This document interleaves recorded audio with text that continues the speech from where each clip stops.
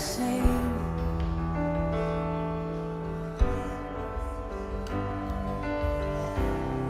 I will never be the same.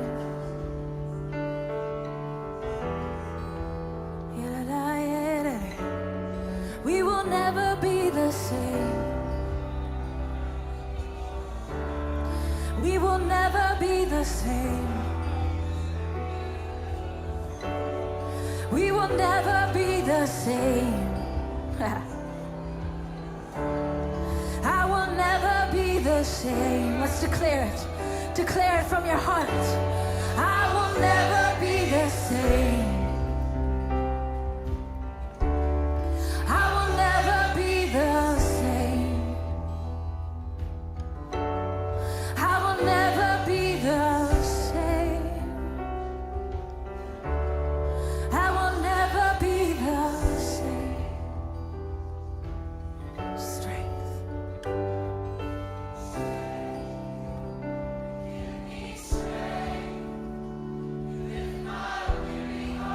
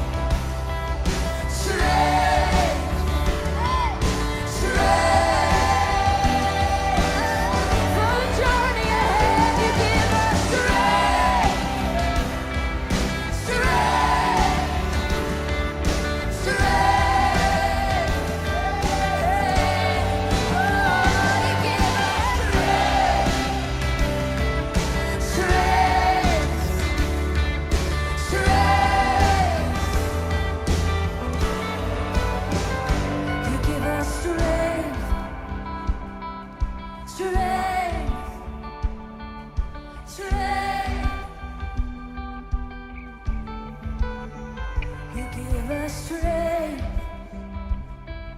strength, strength. Going down deep into your bones, he gives you strength, strength, strength. It overpowers all the fear of the next seasons. He gives you strength, strength, strength. It calms all the anxiety. He gives you strength, strength, strength. For every relationship, every place you're gonna be, strength, strength, strength. He's fortifying everything he's done in you. He gives you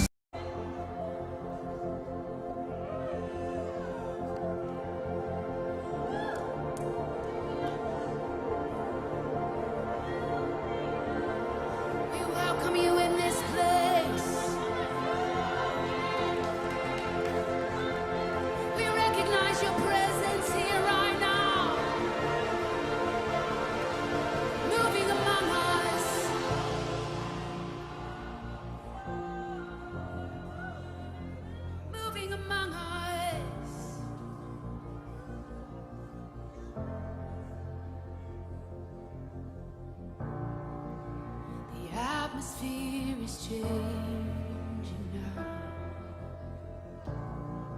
for the Spirit of the Lord is here, and the evidence is all around that the Spirit of the Lord is here. Oh, the atmosphere is changing right now, for the Spirit of the Lord is here, and the evidence is all around that the Spirit of the Lord is here. Overflow in this place. Fill our hearts with your love. Your love surrounds us.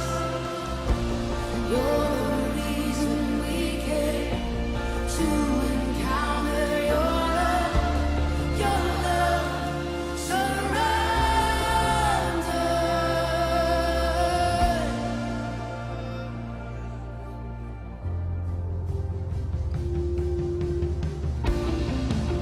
The atmosphere is changing now, for the Spirit of the Lord is right here.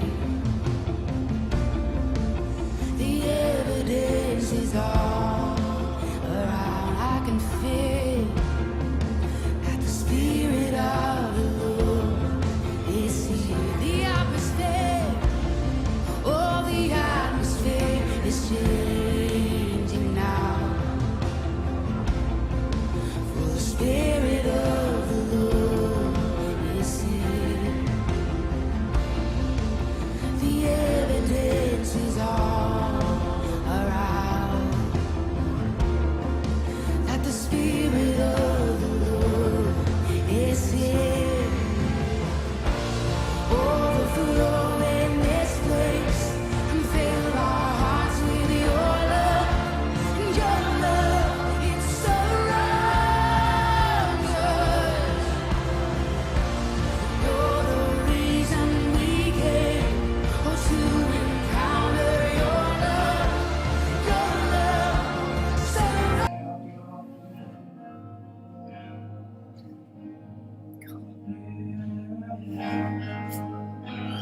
Oh, we lift up our voices to you, Jesus. Oh, we honor you. Yes, we honor you. Lord, there's no one like you. There's no one like you. Oh, you speak to us when no one else will. Oh, you listen to us. Oh, you're always there.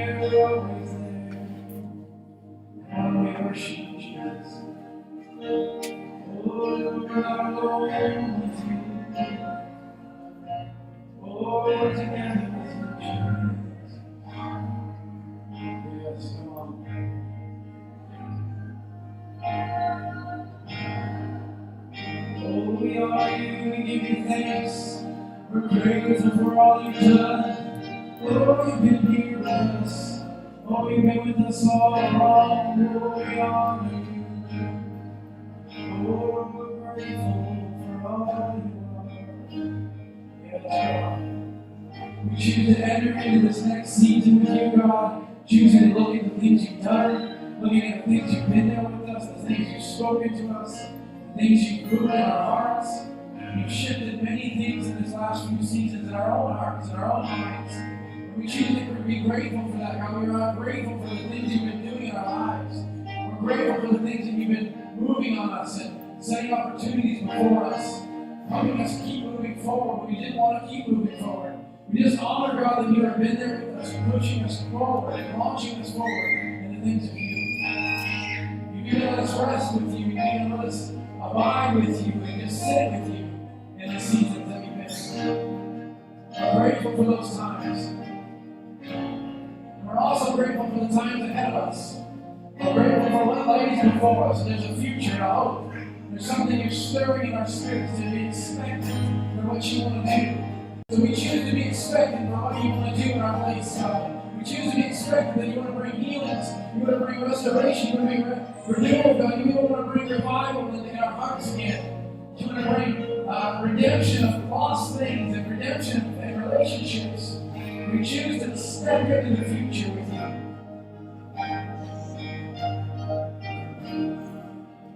Come on, we know you're with us. You've always been with us. And you'll always be with us. Yes, Jesus.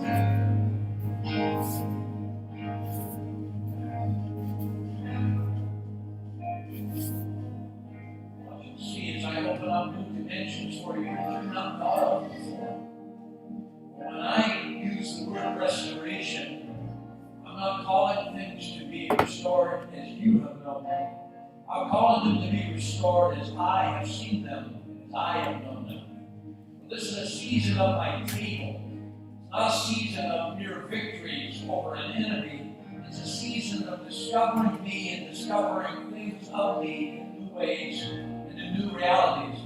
Where there's going to be a deeper communion and a stronger community.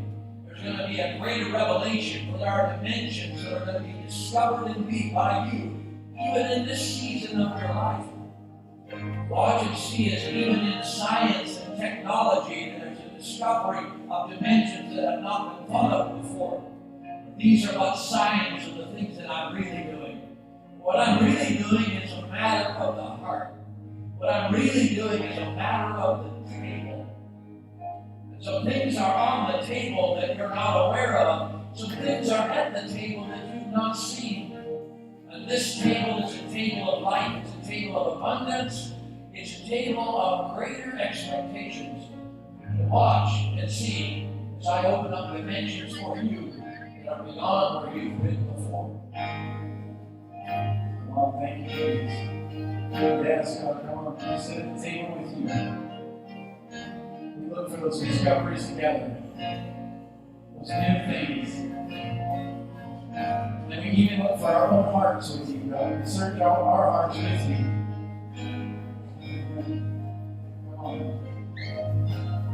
Make us like David when we said, search me, God. Search my heart.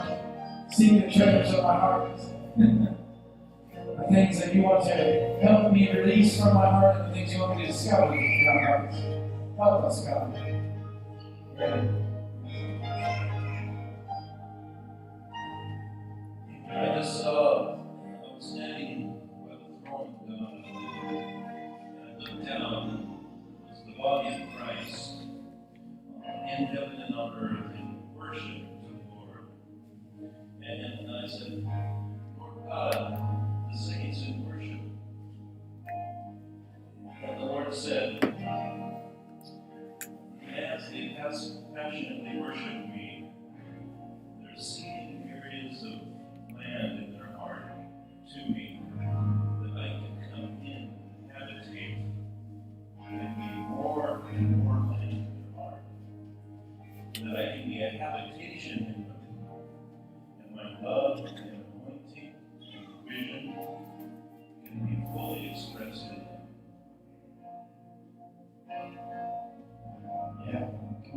more land, more real estate in our hearts. Come on. Let you in. Just put your hands on your hearts. If you haven't done that already, some of you already doing that. Lord, we give you more real estate. We give you more land. Occupy all this space. Every cavity, every place, even the places that maybe have been reluctant to let you have. Would you occupy all that space, all that real estate, all that land with my heart? We give you it all. In Jesus' name. Amen. Awesome. Say hi to somebody next to you.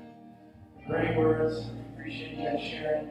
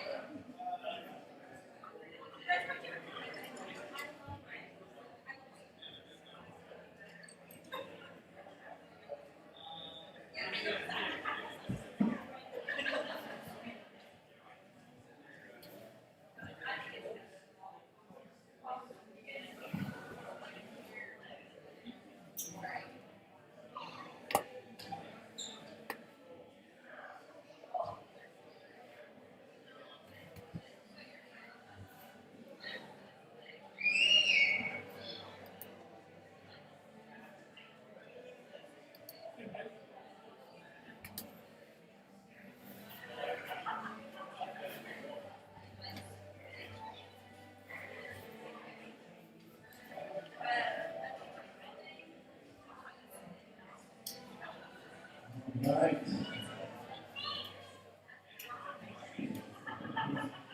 All right. Good morning, everybody.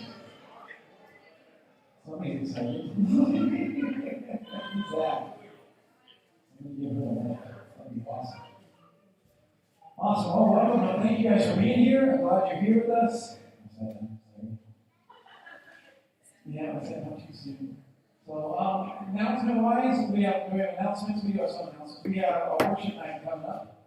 If you guys want to join us for a night of worship, we're going to invite a couple of churches to join us. There's a couple churches in the sky that are going to come. A few people are coming. We don't have drums. We might have a drum. We might even have drums that night by the worship night. We have some things in the plans. That's pretty cool. We have any drummers in the house. Okay, well, Marcus is going to be playing drums next week, then I guess. So we're excited. We can hear.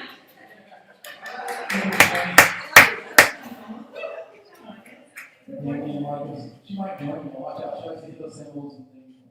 I like the cowbell. I like the cowbell. Awesome. So we're going to worship night on the 26th. I believe that's the night it is, right? 26th at 7 p.m. right here in this room. It's going to be fun. And so join us. Invite some people to join us.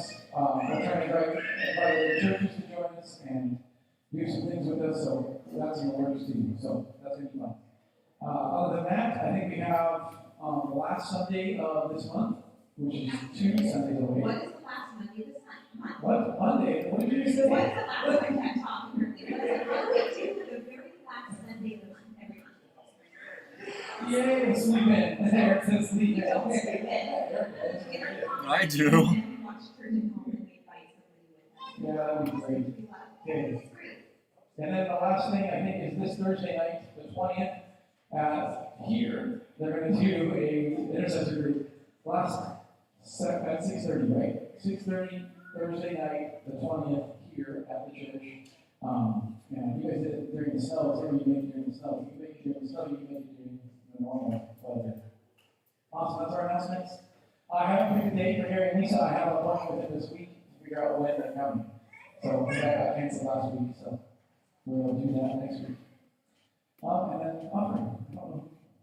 You want to pick on someone? Yes, we definitely want to talk something, right? Okay. Don't you guys love this part of it? That's part of how we do Sunday morning. So, Lisa Kelly. Oh, boy. You came to my mind right away this morning, so I'm going to have call Lisa up. So we do offering a little different. We call a couple people forward, and we bless them, and we pray for them, and we just speak words of what we feel like God is saying to them in their lives. So, I know I was supposed to pick on it. They're kind of close to me, Patrick. I'm supposed to pick on you. So it's a tag team.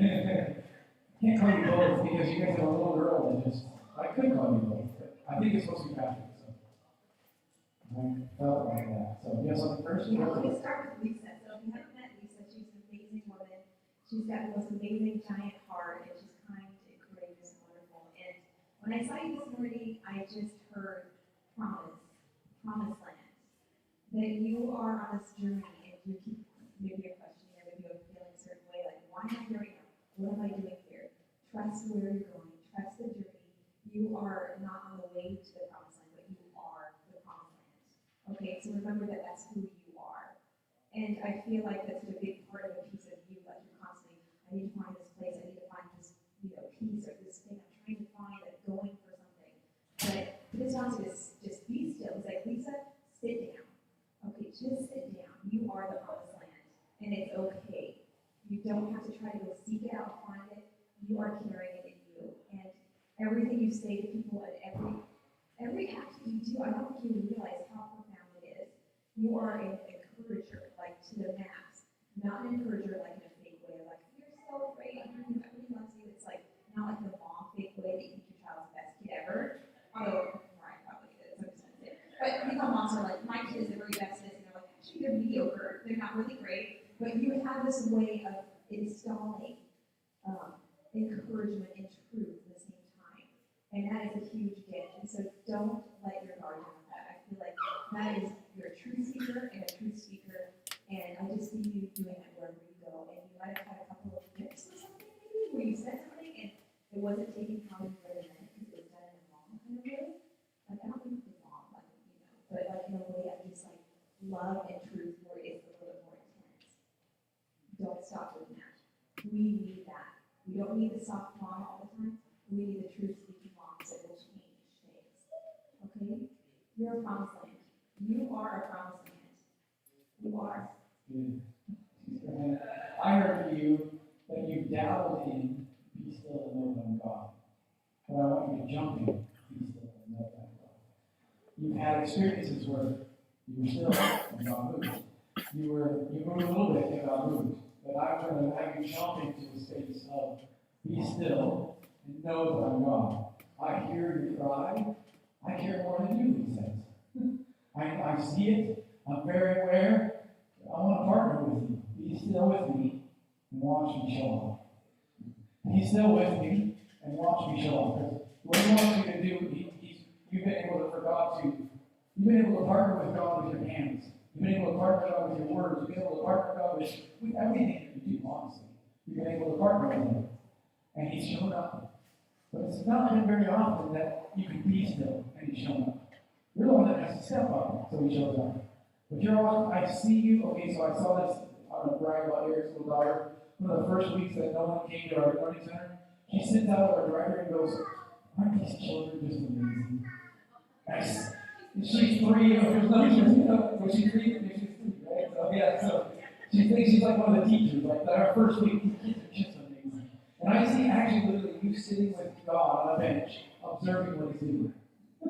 Like, isn't this amazing? Not because you did something to make it happen, but because you were still with Him. You can be an observer with Him. So this is a season for you, promised land, and be still and know that I'm God. Which I feel things up, like God, we just impart that to her right now, that she gets to be still. She has permission to be still and let God show off. And so we just partner with that. That's truth, and we thank God that she's a promised land, and we just ask that this be a brand new season of just absolute peace and absolute joy at the same time. In Jesus' name. Amen? That's funny. This is not fair. I know it's right really well.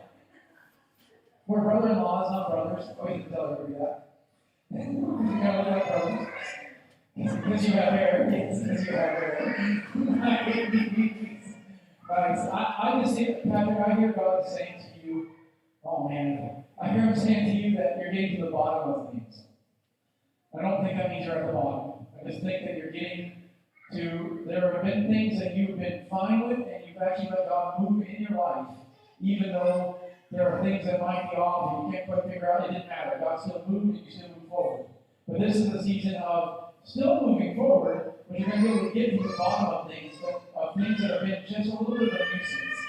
Things that have been not quite been able to figure it out, not been able to quite be able to get to the bottom of why this is happening, or why this keeps happening, or why this has to be so hard.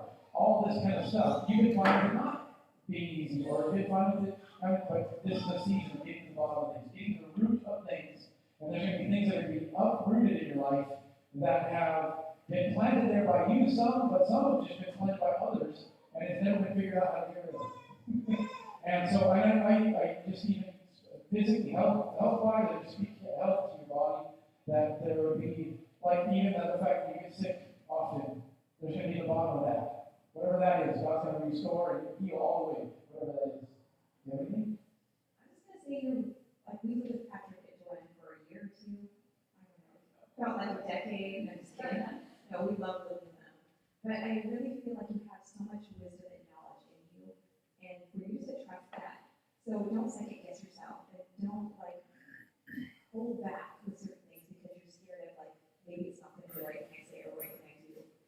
Trust your judgment, trust your gut, trust who you are. Because Patrick, I really think I know how you respond to things and how you do things, and I know that you have this wisdom. But you have to activate it. It's time to stop sitting on it. Okay. Not everybody knows that you have that much in you, but it's time to let other people experience that too, because you're holding everybody else back too. I'm just saying, because I love you and my brother, and I can say that. So, but I really love you and I appreciate who you are, and I love your daughter. Listen to her. She wants dad. She wants dad. No, but That's just her. trust your judgment and trust your gut, Patrick, and don't hesitate. Yep. Don't hesitate is the biggest thing I could feel like saying to you. And take your vitamins. Take your vitamins. Nice. So I agree. I just feel like, Patrick, even that, getting to the bottom of, okay, you wait, you're patient, and you listen better than almost anybody I know. But there's also coming a time where you're going to be able to speak truth before you think you're done listening. And you're going to be able to speak wisdom before, and there might be even to get to the bottom of why don't I do that more often. There's getting to the bottom of things. So God, we just bless Patrick right now, and Joanna, and little Leo over there. God, we just bless them as a family. We bless, God, what you're doing with them. And we just ask, God, that your anointing would be on their lives. We put a demand on the wisdom and the gift that's in them for the body of Christ to become more. We just ask that this gift would be just flourish and have so much favor on it in Jesus' name. Amen. Well, if you're up for bringing an offering forward, stand up and bring your offering. Say something awesome to these people. And then we're going to get going to the next level. Father, you're for me, and fear will never conquer me. I'm never alone. I'm never abandoned. Oh, fear you'll never conquer me, 'cause I belong to Jesus.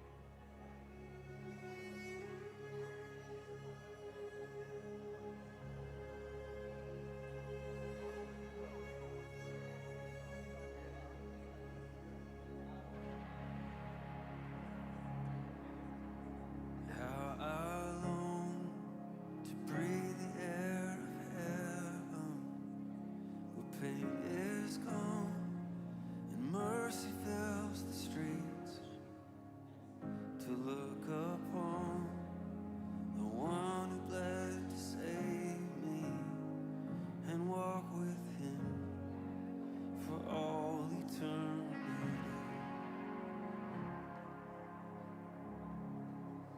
There will be a day when all will bow before him. There will be a day when death will be no more. Standing face to face with he who died and rose again. Holy, holy is the Lord.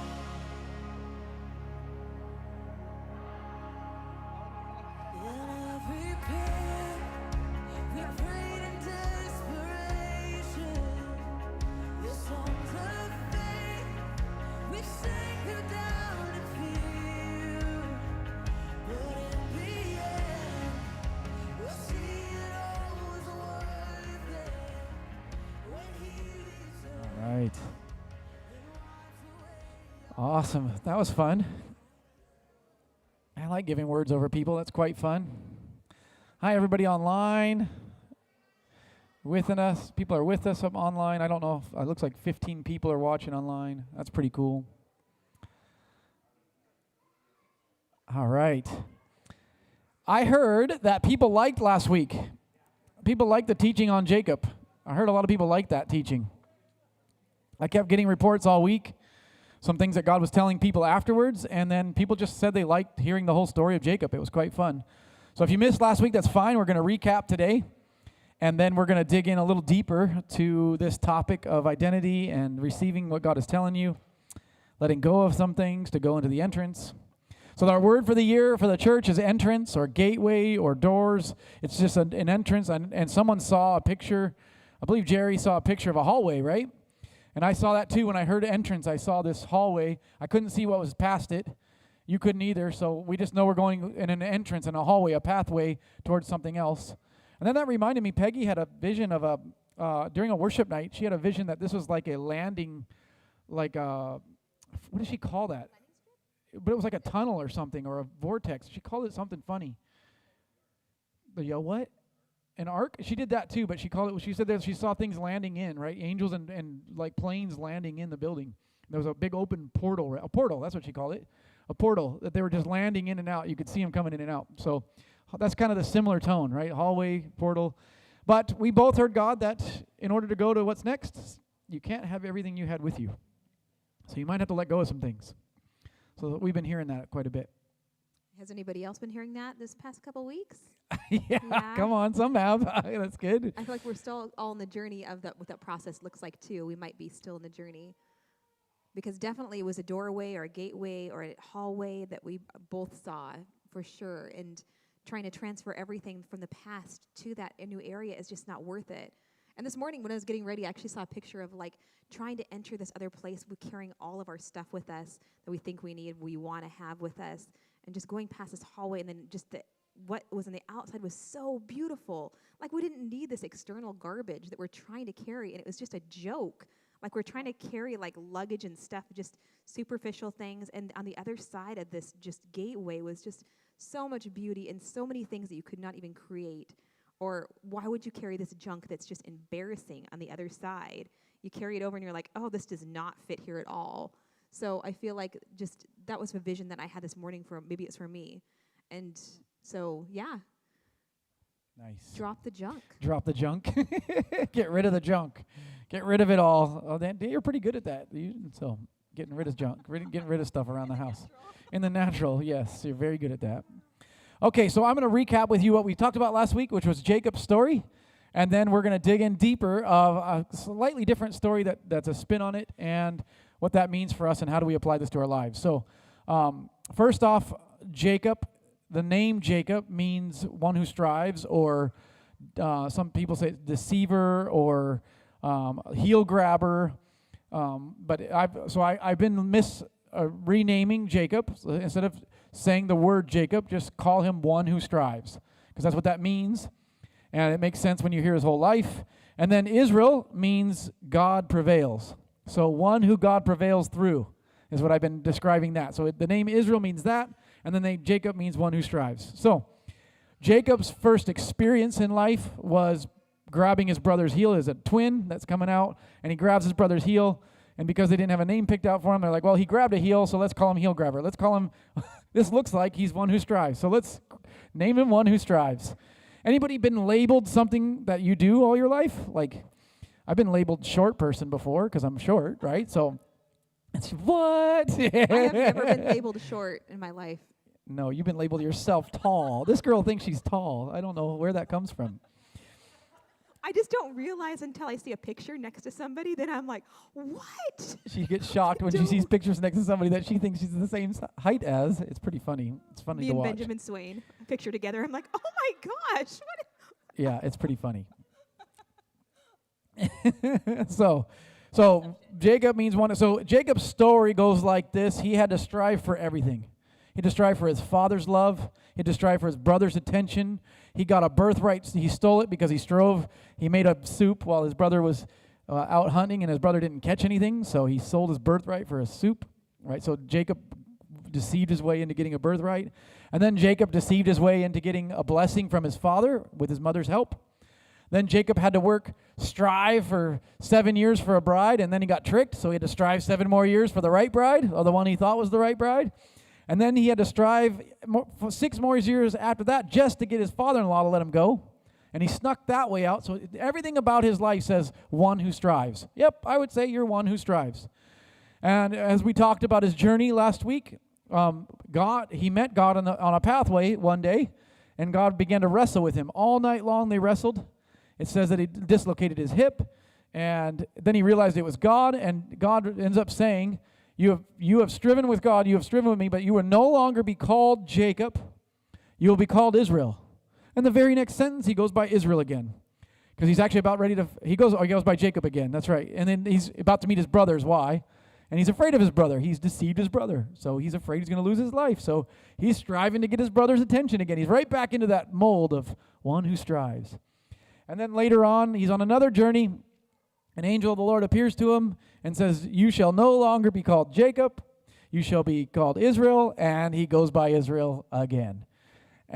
Or goes by Jacob again, sorry. He goes, I keep saying it. So, heel grabber. He goes by heel grabber again. So, he gets to a stage in his life, his wife, Rachel, the one that he wanted so bad, the one that he loved, ends up giving birth to her son, her last son, named Benjamin. She tries to name him Ben-Oni, which means son of my sorrows, which would be a horrible name to be given. And for the first time, Jacob starts to act like Israel. And he goes, you know what? He's not Ben-Oni, he's Benjamin, right hand of God. That's what his name means. And so Benjamin is a much better name than Ben-Oni. And then Rachel died in that moment. And then from then on, he went by his name Israel, which means God prevails, one who God prevails through. So that after that, he practiced. You don't see a lot after that. You see a few things about him. But I promise you, he had to practice being Israel after that. Because there's going to be many opportunities for him to look like Jacob again. And so that's where we want to dig into today. I feel like that's where we want to sit. My first question in looking at all this is, I know we do this. I'm just like him, so I'm not doing the judging this, trying to judge him. But I want to look at why on earth is it so hard to take a name that God calls you? Twice he had I think God told me that. He wrestled with God, so much so that he limped for the rest of his life. So that was a real person he was wrestling with. He was hurting. He had a physical ailment from that day on, a reminder of I've wrestled with God. So he was in person, and that man told me, I am Israel, but I didn't take that name. So he's got how many have tried to make a really hard decision, and you're like, God, please talk to me audibly.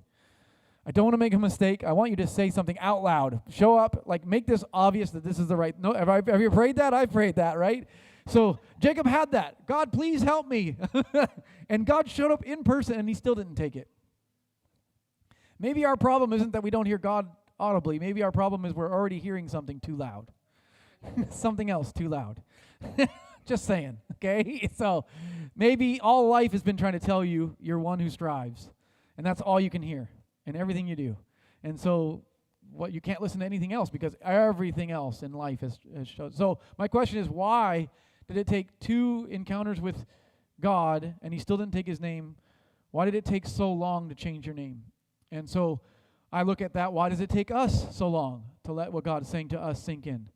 So, And that was Yeah. longer than 14 years if you think about it, That because was a he lot finally longer. got Rachel after 14 years, and then they had kids. So you think, like the process. At least minimal 20 years. So 20 years of our life waiting for this thing that we thought we have to have, like that is a long time just to have this. This want to think that something's going to fix my world, something's going to be magic if this happens, if the right, situation happens that I need, this is something I have to have in my life. That's a long time to sit there and waste, focused on this thing, and once it happens, it's not going to change anything. It's going to make it like, oh, even worse. I wasted 20 years wanting that Rachel or wanting that whatever that looks like. Working hard for it, blood, sweat, and tears, and I paid a price. So why, in order for me to exchange what God is telling me for what I thought I was, there is a painful process. Because you're going to have to let go of something you're actually very bonded with. You're bonded with it because, let me put it this way. See, Jacob, in order for people to understand Jacob's life, he had to tell his stories. You don't understand, I had to deceive to get my dad's attention. You don't understand, I had to deceive to get my brother to like me. You don't understand, my father-in-law treated me like crap, and I had to do 7 years, and then he tricked me. And then I had to do 7 more years, and then he tricked me again, and then he lied to me this time, and then he came after me accusing me of this stuff. He has to, one who strives has to explain their story so they can be heard. So maybe at least they could get empathy. So you don't understand. Let me tell you about my life. It's been hard. And I have to tell you this thing, so it's not, I know you're done, but you haven't heard me. You're not listening to me. Your goal in life is to be understood as the lie. And we're as the lie. Jacob is trying to be understood as one who strives. So he's telling people these stories. And to let go of that means you don't have a good excuse for all the suffering you went through. Let's reverse that. What if you actually realize your God prevails through you, and you're still trying to explain to people your past life? How do you explain all the striving, but your name means God prevails? How do you explain that? I know my life doesn't match, but this is who God says I am. This is literally what you're going to have to do. Like Abraham. I know I'm the father of all nations, but I have no kids. Right? Abraham meant father of all nations, and he had to explain to people all the time, I don't have any kids, sorry, until he was way older than he should be. So this is a pattern in the Bible. You'll see this, that God actually he actually calls you by name before you have any proof that you are that name. Does this make sense? And in order to embrace that truth, the truth of what God says, the real truth, you have to let go of the perceived truth. You have to let go of the thing you came up with that made your life make sense. So, What are some of those things do you think that makes us kind of go to that place? well, it happens as a kids. I watch it happen to kids. They start. Okay, this is dumb. I have this dumb example, but I have girls. We need examples. Okay, though. I you need love an example. examples. I watch Tinkerbell because my kids watch Tinkerbell. Okay. He's watching Tinkerbell with the kids, not alone. With the kids, not okay? alone. I'm clarifying It's not this. that weird. I'm clarifying that I don't watch Tinkerbell alone. I haven't watched Tinkerbell in years. But I remember this line. Okay, Mark is like, stop. Okay. You're losing man points fast. Okay.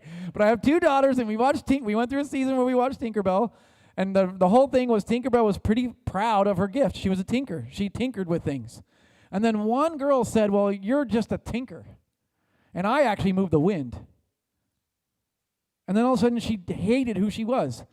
Her gift was less than because someone else said her gift was less than. And then she believed it. She bought it, hook, line, and sinker, that she's nobody because she's just a tinker and weird people are tinkers. Like all this, that's kind of the story I'm trying to tell you. This is exactly no different than our own life. So I'll give you my own life a little bit as an example. I've always felt, I've gone to my mom and complained about it, and like, it's not fair, like I can't get away with anything. If I do anything at all, I get caught. Anybody else feel like that? I go through a red light, I get caught. I got pulled over 20 times before I was 20, and I had no tickets. Because they just harassed me. It was insane. I would be being around a cop. I had no idea what was next. What am I doing wrong? One time, I had two guys in the back of my truck, and the one guy was tall, and they said he was standing up in the back of my truck. I'm like, listen, I know the law. I'm seatbelted up. Both of us are seatbelted up here. You don't have to be seatbelted back there. They're over 16. He goes, yeah, but you're not supposed to stand up in the back of the truck. I'm like, I didn't know he was standing up. I don't think he was. I think he was just... I got pulled over in Danny's new car one day, and they accused me of being drunk at 9 o'clock in the morning. I have never been drunk in my life already. I'm getting so mad at this cop. I'm going, listen, just give me a breath test now.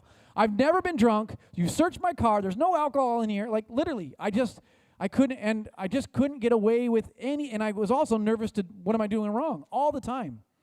Because that was my life. And then, of course, the normal, which everybody experiences this. I thought it was just me. But you're late and you hit every red light, right? I thought that was just me, but apparently that's everybody. You're not that special. I'm not that special. But see, here's the thing. I grew up thinking I might be cursed. And I could tell you, if I really want you to understand that, I could tell you a lot of stories that might prove I'm one who's cursed. Because I've done a lot of things that just make no sense why it didn't work out. And I'm looking at this moron over here, and he did the same thing, and it worked out amazing, but why not me? I could go down the story, and you can feel, because I started to believe I'm one who's cursed, I actually, gathered stories that prove that to be true. Not only did I gather stories, I'm convinced I drew things to happen to me because I believe that. Does this make sense? So let me give you an example of how I got out of that. Part of how I got out of that. I met this guy named Joey Bozarge. He's a pretty awesome guy. He doesn't introduce himself as Joey Bozarge. He says, hi, I'm the most blessed man you've ever met. What's your name? And they're like, what are you talking about? And I was asking him, I'm like, this guy had made some decent money in his life, and he was just blessed. And I'm like, how is this? I'm like, he started telling me, like, I'm like, what do I got to do to actually be blessed in life? This is nuts. Like, I feel like you have an answer for me. And he started telling me, like, well, you need to work harder, and you need to make sure you're on time. And I'm like, listen, I am the first one there, the last one to leave. I get promoted in every job I go to. That's not my problem. I'm not a lazy worker. I'm a hard worker. I was like, but I just bump into roads after roads. And then he finally looked at me, he goes, I'm the most blessed man you've ever met. I believe it. I don't need any proof of it, but I believe it. And he nailed it in me. I believed I was cursed. I didn't believe I was the most blessed man. I was cursed, and something's going to have to happen for that to change. I'm going to need blessing in order to not be cursed.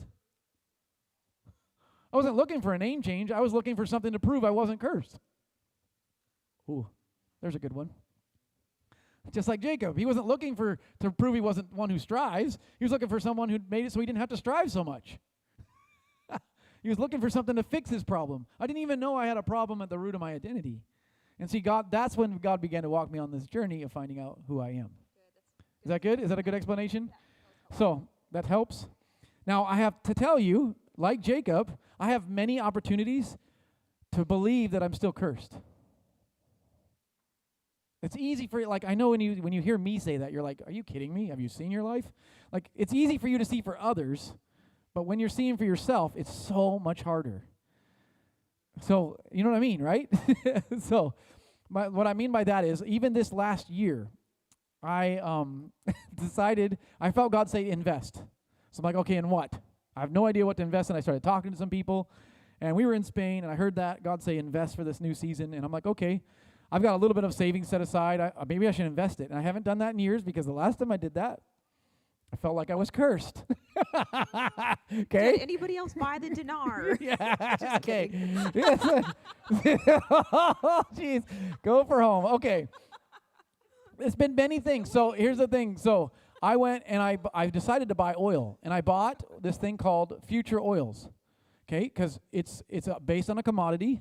And in the history of life, they've never given a commodities away for free or paid you. So it won't go to zero and it won't go past zero.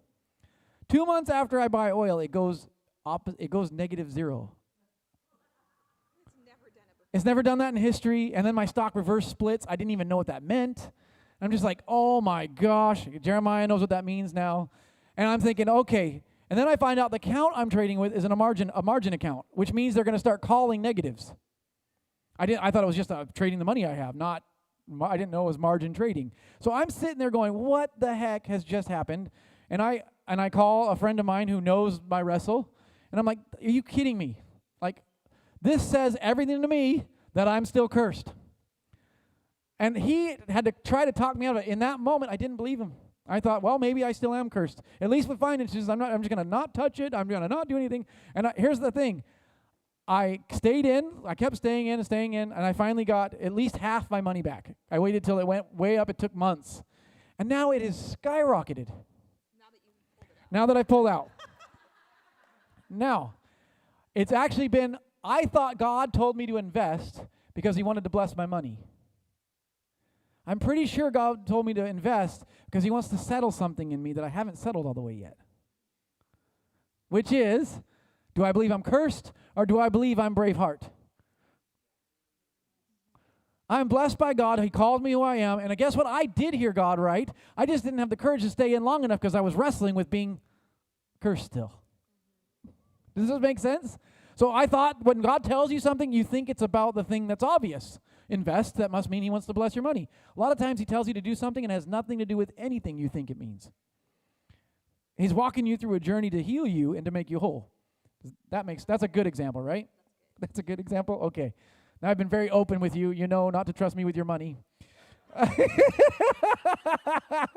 Hey, I do great with the church stuff. It's amazing. We save money. That's because we're not investing in anything. We're just saving money and budgeting. I like that kind of stuff. So, okay. So, how much time do we got? We got a little bit of time. Do I want to share that story or no? You got anything to add to this? Is this good? You guys are catching this? So my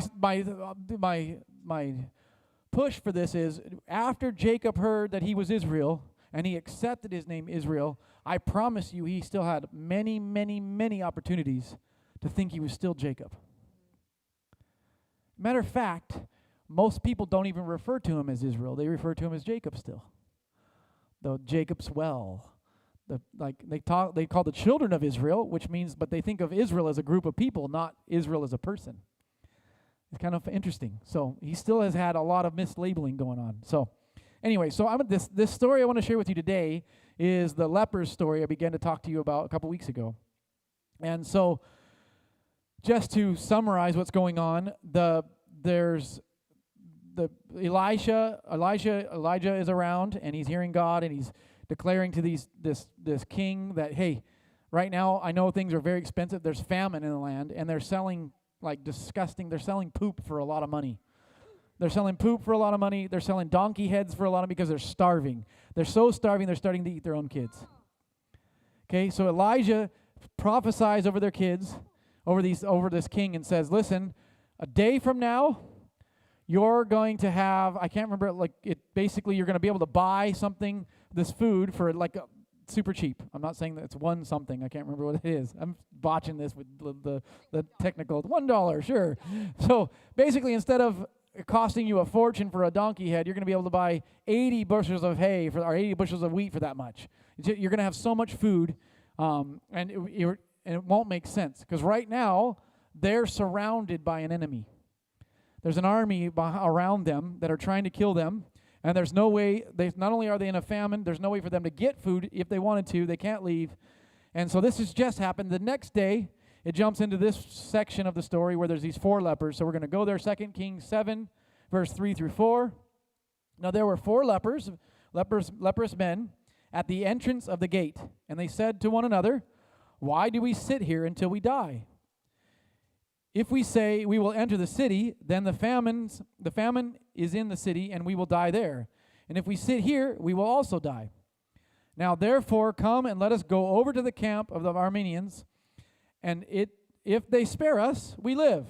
And if they kill us, we die. Pretty logical talks, okay? If we stay, we die. If we go to the city, we die. And if we go out, they may spare us. And if they do, we live. If they kill us, we die. What's the worst thing that could happen? So they go out. They go towards the Armenians' camp, and then they realize God has actually scattered all the camp. They left everything in such a hurry. They left everything, all the food, gold, clothes, even horses, everything. There's things all over the place. And they start pigging out. They start eating, and then they're gathering gold, and they go to bury it, and they're like, wait a minute, this is wrong. We should share this with everybody. So they go and they tell everybody about it, and it's like a whole stampede of people come out. Anyways, they actually start trading the bushels of wheat and different things for really cheap, and it actually fulfills the prophecy of what Elisha said. So that's the story. So how does this relate to Jacob and what we're doing? So you see, God is actually trying to talk to us in our hearts right now. He's trying to tell us where some things are misaligned and some things he wants us to let go of. If you try to stay safe behind what you've normally stayed safe, you're going to die. Your soul's going to die. You're going to die slowly. You might not die instantly, but you're going to die slowly, which is worse. If you stay right here and you don't hear God, you don't do anything, you try not to do anything at all, you're also not going to live. You're going to die slowly. But if you go forward, you may die. But you also may live. Okay? So what does that say? So here's the news. The news is you need to know how to die. Okay? There's a chance you're going to die. You need to get around that one who strives needs to die. You need to get around that there's a belief about yourself you might not know all the way yet, but it needs to die. Lorena, come on. You used to be a victim. You're not a victim anymore. The victim needed to die. And all the things you used to do to keep a victim safe, all the things you used to do to numb so that victim wasn't paying attention, it won't work. You're dying slowly anyways. The real you was dying because of that. But because you let victim die, and victim's dying, the real Lorena Bob is rising up. I can see it. Okay? That's happening in all of us. But it's a journey, and we have to go forward into the unknown. The only way you can live is to take a risk towards the thing you might be afraid of. They don't know the Armenians are gone. They don't know that they think they're there, and they think maybe it's going to be up to them to spare their life. But God has already dealt with it for them.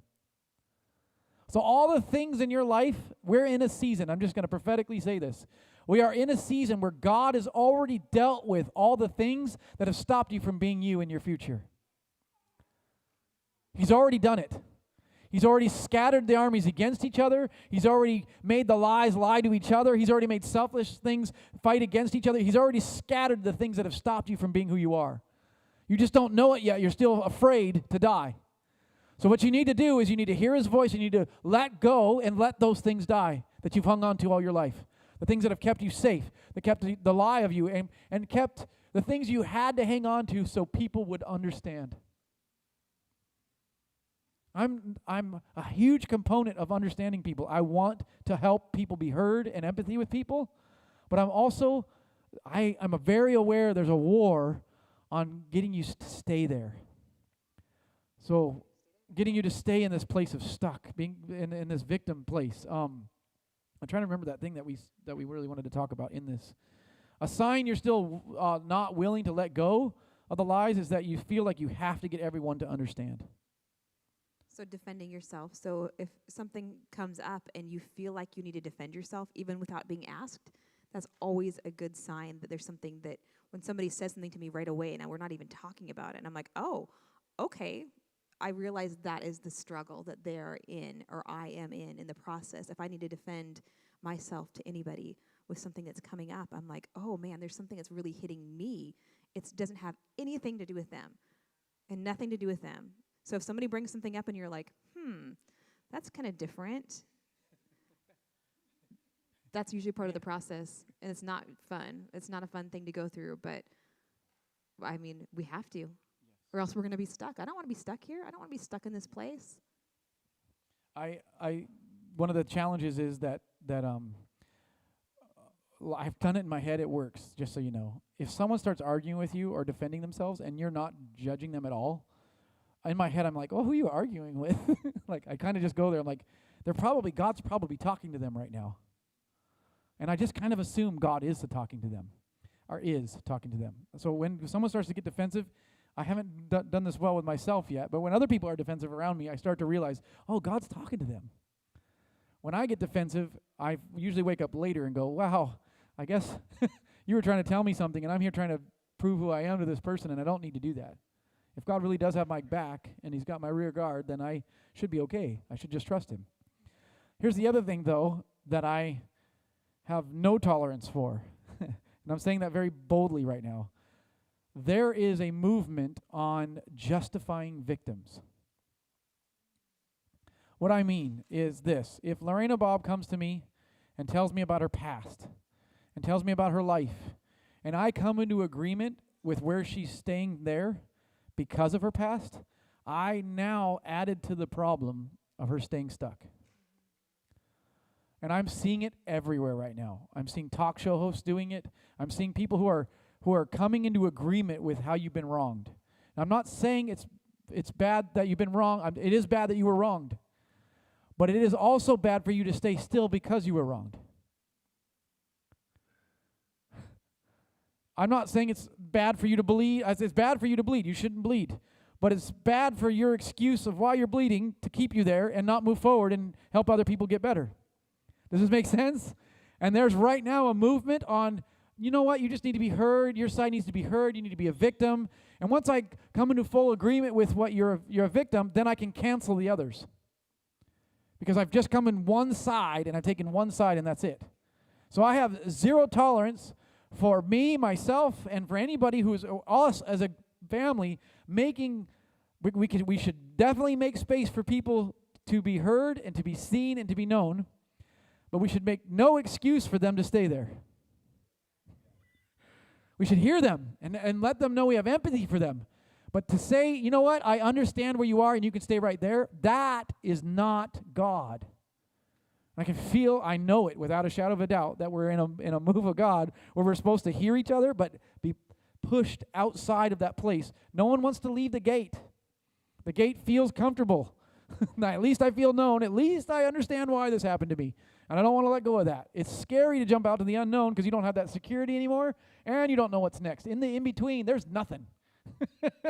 You don't know what it is and you don't know what it is yet. You don't know what it was. You're letting go of all of it. You're just going, I don't know. I'm going here because he said to. Does that make sense? Yes, I would just want to add to that we were made to overcome hard things. And I feel like lots of times as mothers, we want to protect our kids, or we want to do things that makes it so they don't have to feel pain or go through things that are hard. Or friends, when they're going through something really rough, there's lots of things happening in the world, divorces and all kinds of stuff that's hard and just heartbreak, and things happen that are not just. But it's embracing those people and loving them and getting them the help they need, but saying that's not who you are. Just because something happened to you or something happened in your life, that's not you. That doesn't define you. You are not the rape victim. You are not, whatever, insert whatever it is, the jerk, whatever. We are made to overcome these things. We're made to. And that is where it shifts. Like, I'm not going to be alive forever. I want to empower people around me and my kids to shift on their own without me trying to be like, okay, this is really hard. Let's get you through this, and then let's move to the next level. You as an individual are made to overcome things. You can do it. You can do really hard things. It sounds scary to you. It sounds personal, like Danny can do that. Things are hard for me too. I don't want to say yes to lots of things. I don't want to do a lot of these things. But I choose to say yes, even if it's not comfortable. I feel like, oh, why? Anybody else? I feel like it's somebody else. No, it's me. Guess what? It's you. It's you. And being around me, I'm not going to let you stay in that comfortable place. I just won't. I won't allow it because I know there's more in each of you. I know it. So if you want to hide, don't hang out around me. I'm just letting you know. It's true. Because I just won't allow it. I just won't let it stay because I know you have much more in your life. I don't want you to regret those 20 years wasting away when you can just fully jump into rest. Yes, come on. It's not peace without conflict, but it's peace. Right. It's peace in the middle of conflict. So I'll say a couple things. One is Danny and I are opposites. We've been opposites in a lot of things. When we're doing pre-marriage counseling, I usually tend He's to be a boy, I'm a girl. I'm usually the opposite, really. Yeah, you have to be usually like the girl emphasize, like, oh yeah, I'm like you, I feel everything, and the guy's like, yeah, we just gotta push through, and Danny's like, yeah, I'm like that. That's usually what happens. So we make a great team because I'm usually really empathetic and can listen to people and hear what they're coming from, and then she challenges them. But God has actually been helping us to kind of meet more in the middle lately in life. And so in the past, my goal was just to get people to feel heard and understood and feel, I want them to feel empathy. I want them to feel that I can catch what they're going through. And I've been good at that in life. But I realized doing that also, sometimes I was enabling them doing that. So I've only have a few times this happened. I'm going to give you an example where I heard somebody in front of me saying, I can't do that. That's impossible. This thing is more powerful than me. Anger is more powerful than me. This addiction I have is more powerful than me. And I honestly can't come into agreement with that because it isn't true. I know you believe it's true, and I can empathize with why you believe it's true. I know you have a lifelong of dealing with that thing, and you just haven't beat it. I understand that. I really do, because I have things I haven't beaten in my life. I get it, but it's still not true. Because he says something different about you, and I have to come in agreement with what he says. And besides, I would rather be around a person who pushes me towards who I am than can empathize with me.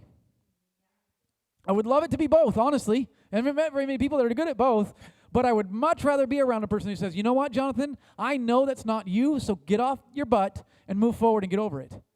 It's very rare I've been around a person like that. I've done it a few times, and it's because I'm not doing it, I'm not judging them. I'm not saying I don't understand you and I don't know where you live. You don't understand that you think you have to be understood, and that's going to fix your problems. Being understood is not going to help you fix your problems. What's going to help you fix your problems is I see you. I see who you are before you see who you are, and I'm not going to let you be who you're not around me. Do you feel that? Like, that's what we need to become, and that's what God is challenging. So it's not bad to listen to people and hear them, but you're not doing them a favor if you let them stay there around you, because we're not sons of God if we do that. We're slaves then.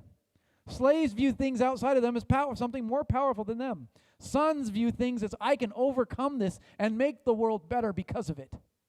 Not just my life, I can make other people's lives better because of it. I can move forward. Does that make sense? So this gets down to the crux of what God is telling us. So last week we asked God, is there anything you want us to let go of for this season that we're going into? And as I was talking to people this week, I kept hearing, people are hearing things that God is telling them to let go of in this new season. And I also, I don't know about you personally, I said last week, Jesus, is there one thing you want me to let go of for this next season? God told me 4 things this week he wants me to let go of. So I'm not going to just say, is there one thing? They're not bad things, but they are stirring up things in me that are I didn't realize were still there. I thought I was healed past some things, and he keeps stirring up more things, and it's good to be stirred up, just so you know. You have permission to be stirred up. It could stir up anger, it could stir up bitterness, it could stir up things. It's okay, because he's stirring up the things that still believe something about yourself that's not true. And he's wanting us to let go of those things to move into the next season. You with me on this? Okay, so what we're going to do is we're going to do an activation. Ready for an activation? Let's stand up. Let's get everybody to stand up. We sat down long enough. And everybody's defined at least one person they're going to pray for. So, one person. You two found each other. There you go. You should go pray for JoJo. JoJo. I'll come over here. Rhonda, I'm going to pray with you. Okay, so I know where the video moved, but here's my activation. So we're just going to ask God to show this person that we're laying hands on the things you want them to let go of. So just pray for them. We're just going to release you right now to pray for them, and then I'll come back and we're going to pray the next thing. So first thing you're praying is help them to see what God wants them to let go of.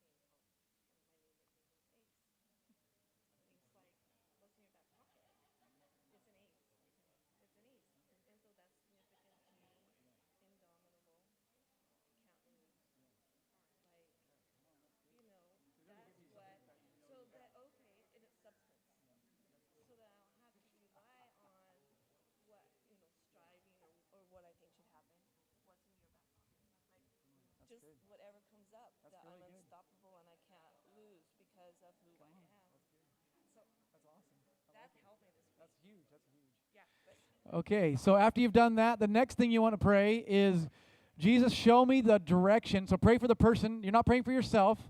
Pray for this person to know the how to move forward and what's next. The what's next for them. So how to move forward into the entrance and all that stuff. And if you hear anything, share with each other what you're hearing. So it's not just praying for each other, but try to listen to see if God gives you anything too, and then share with each other what you've heard. So God, I do that. Thank you, God, that you've given me all the what's in that pocket. And just giving everything that's pretty amazing. Not just what's in your hand, what's in the back pocket. And God, I just thank you for that. And I also, God, I ask you for specifically for like these things that these identity things that we're talking about, God, that you're giving us how to move forward, what you say to go to, so they can just say these things, those things that she knows works, but aren't really causing life to change. So I just ask God to help me to live with that full you want me to say. Is there any direction? just, my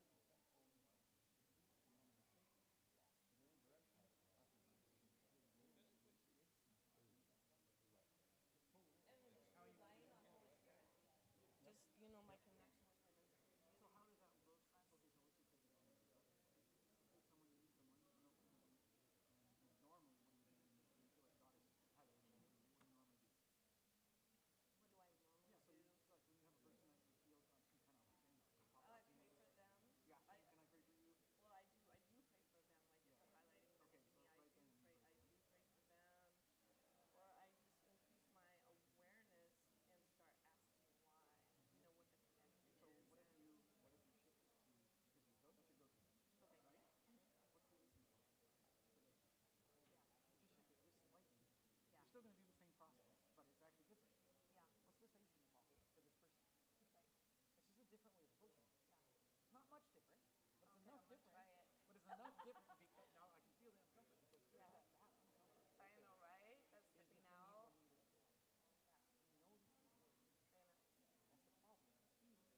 But there's a part of you that's not coming alive because you know there needs to be movement. Right. And Totally. another wholeness of living. So the only way you can do that is to shift and told him. You basically told him. He didn't tell you really clearly what to let go of, but he told you it's past. So you use that. Okay, I'm gonna look at this person. This is what I normally do. I can't go there now. What's the ace in the pocket? Yeah. What does that look like? I don't know if it's an opportunity to happen. I have no. It might unfold a whole bunch of different ways, but it's way more trusting of him in a way that he's not experienced than the way you have. Now I bet he'll still let you use him that way, but if you can trust him, like your go-to, because that's the gate. Yeah. That's the thing that makes you feel comfortable and Right. you can hide behind because you got a gift. God gave you a gift, Yeah. and but that's not the vulnerable trusting. Right. That unknown that we're trusting God, right? Yep. But there is a confidence thing in having an ace in the pocket.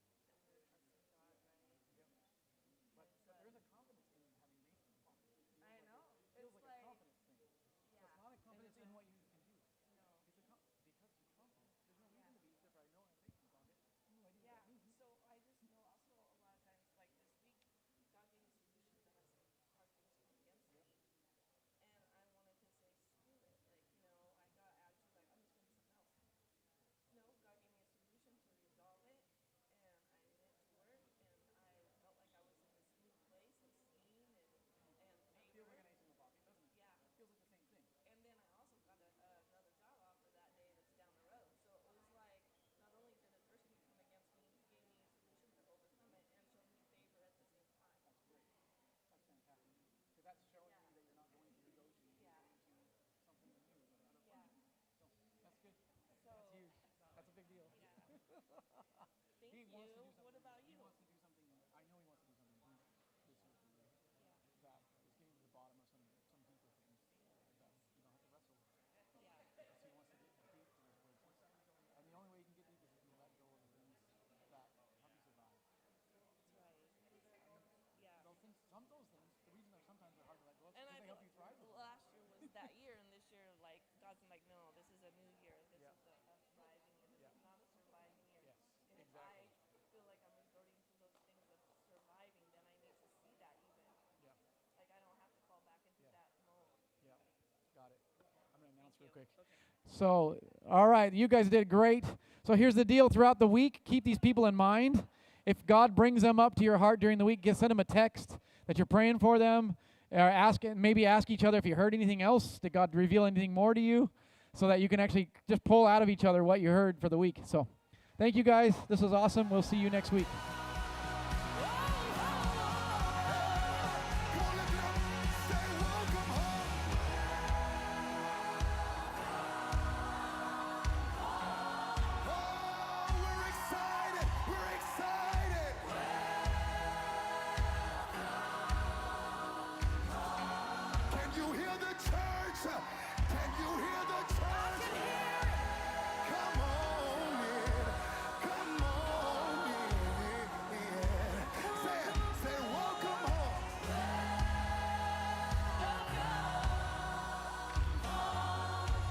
I want to keep singing this, but for some of you, we have unsaved family members, unsaved friends, loved ones that you know, maybe strangers that you even know. I believe like the Lord today is honoring what you're saying. And even if they're not ready, you're gonna get a phone call. I prophesy it today. Even if they're in the crack house, you're gonna get a phone call. I prophesy today. I prophesy today that the broken is coming home, the weary is coming home, the depressed is coming home, the forgotten is coming home.